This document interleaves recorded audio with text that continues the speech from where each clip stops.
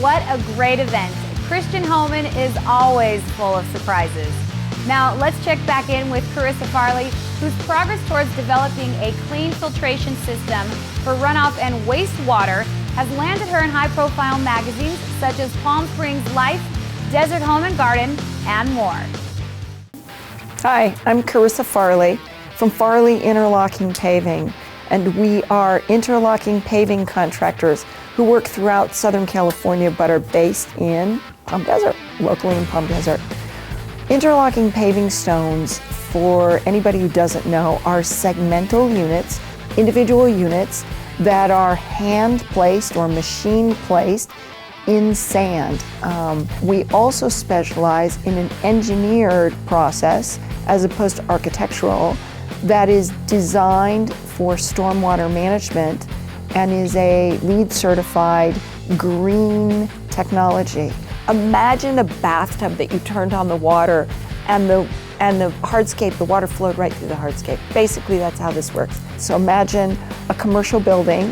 It captures stormwater on site, and instead of allowing the water to run off polluted, dirty, into either surrounding waterways or into the stormwater management system, this basically opens the earth and allows the water to go back into the ground on site, right there at the commercial building, and purifies it while it goes through an infiltration trench and then recharges the aquifer. Not only is it about being a good citizen and recharging our aquifer with clean water and being conscious of our water use, it also is something that in this economy could save builders quite a bit of money. In this diagram, when you have stormwater, 70% of it infiltrates through the ground, is filtered and put back into the aquifer or the groundwater. 10% of that evaporates up into the air, and only about 20% runs off into your water reservoirs, your streams, your lakes, or into your stormwater system. On the right-hand side, this shows a developed parcel of land where you've got houses and buildings, and a majority of the hardscapes, the earth is basically sealed up with concrete and asphalt. In that kind of scenario, maybe only 20% of the water can get through undeveloped, like planters and green areas, into the ground and recharging.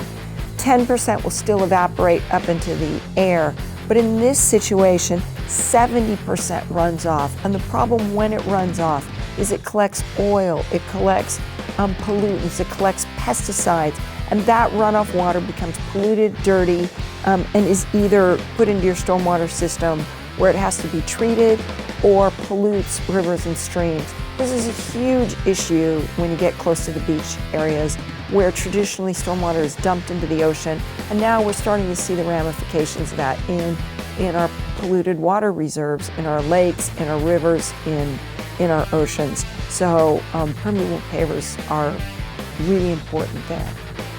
There are even advanced uses. For instance, the Vatican puts an ingredient in the concrete that's used in the paver that takes air pollutants out of the air. The city of La Quinta was very progressive in being one of the first cities to have this. The city of Palm Desert is following right behind. The Living Desert actually has had this system in for 15 years, but it was way ahead of its time.